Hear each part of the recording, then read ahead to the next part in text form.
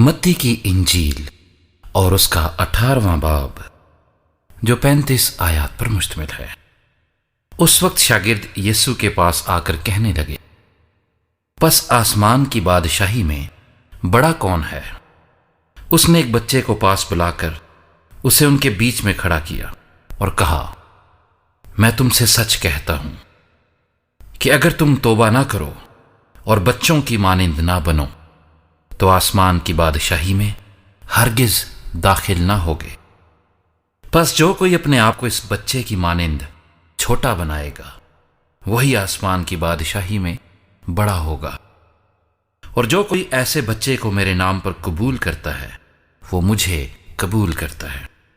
लेकिन जो कोई इन छोटों में से जो मुझ पर ईमान लाए हैं किसी को ठोकर खिलाता है, उसके लिए ये बेहतर है कि बड़ी चक्की का पाट उसके गले में लटकाया जाए और वो गहरे समुंदर में डबो दिया जाए।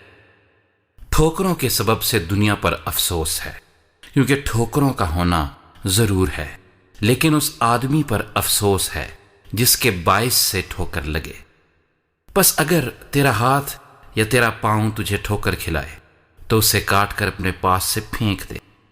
टुंडा या लंगड़ा होकर जिंदगी में दाखिल होना तेरे लिए इससे बेहतर है कि 2 हाथ या 2 पांव रखता हुआ तू हमेशा की आग में डाला जाए।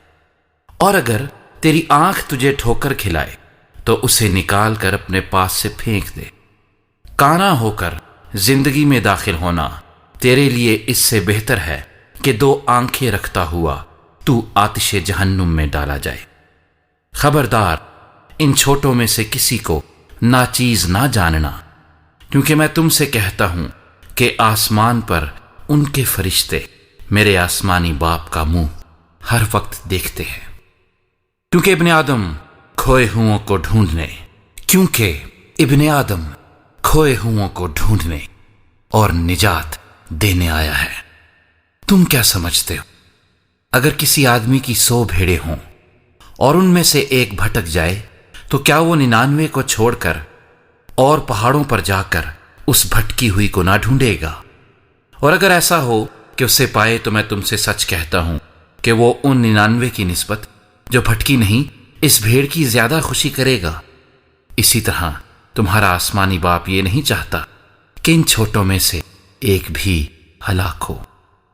अगर तेरा भाई तेरा गुनाह करे तो जा और खिलवत में बातचीत करके उसे समझा। अगर वो तेरी सुने तो तूने अपने भाई को पा लिया।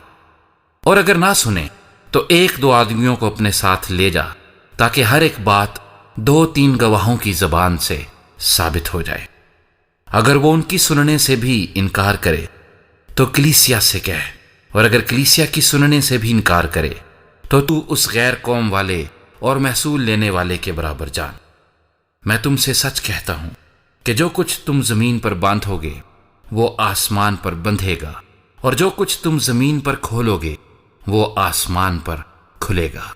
फिर मैं तुमसे कहता हूं कि अगर तुम में से 2 शख्स जमीन पर किसी बात के लिए जिसे वो चाहते हों इत्फाक करें तो वो मेरे बाप की तरफ से जो आसमान पर है उनके लिए हो जाएगी। क्योंकि जहां 2 या 3 मेरे नाम पर इकट्ठे हैं वहां मैं उनके बीच में हूं। उस वक्त पतरस ने पास आकर उससे कहा, ऐ खुदावंद, अगर मेरा भाई मेरा गुनाह करता रहे तो मैं कितनी दफा उसे माफ करूं? क्या 7 बार तक? यीशु ने उससे कहा, मैं तुझसे ये नहीं कहता कि 7 बार, बल्कि 7 दफा के 70 बार तक। बस आसमान की बादशाही उस बादशाह की मानिंद है जिसने अपने नौकरों से हिसाब लेना चाहा, और जब हिसाब लेने लगा तो उसके सामने एक कर्जदार हाजिर किया गया जिस पर उसके 10,000 तोड़े आते थे। मगर चूंकि उसके पास अदा करने को कुछ ना था, इसलिए उसके मालिक ने हुक्म दिया कि ये और इसकी बीवी बच्चे और जो कुछ इसका है सब बेचा जाए और कर्ज वसूल कर लिया जाए। बस नौकर ने गिरकर उससे सिजदा किया और कहा, ऐ खुदावंद, मुझे मोहलत दे, मैं तेरा सारा कर्ज अदा करूंगा। उस नौकर के मालिक ने तरस खाकर उसे छोड़ दिया और उसका कर्ज बख्श दिया। जब वो नौकर बाहर निकला तो उसके हम खिदमतों में से एक उसको मिला जिस पर उसके 100 दीनार आते थे। اس نے اس کو پکڑ کر اس کا گلا گھونٹا اور کہا جو میرا آتا ہے ادا کر دے۔ پس اس کے ہم خدمت نے اس کے سامنے گر کر اس کی منت کی اور کہا مجھے مہلت دے، میں تجھے ادا کر دوں گا۔ اس نے نہ مانا بلکہ جا کر اسے قید خانے میں ڈال دیا کہ جب تک قرض ادا نہ کر دے قید رہے۔ پس اس کے ہم خدمت یہ حال دیکھ کر بہت غمگین ہوئے اور آ کر اپنے مالک کو سب کچھ جو ہوا تھا سنا دیا۔ اس پر اس کے مالک نے اس کو پاس بلا کر اس سے کہا، اے شریر نوکر، میں نے وہ سارا قرض تجھے اس لیے بخش دیا کہ تو نے میری منت کی تھی۔ کیا تجھے لازم نہ تھا کہ جیسا میں نے تجھ پر رحم کیا تو بھی اپنے ہم خدمت پر رحم کرتا؟ اور اس کے مالک نے خفا ہو کر اس کو جلادوں کے حوالے کیا کہ جب تک تمام قرض ادا نہ کر دے قید رہے۔ میرا آسمانی باپ بھی تمہارے ساتھ اسی طرح کرے گا اگر تم میں سے ہر ایک اپنے بھائی کو دل سے معاف نہ کرے۔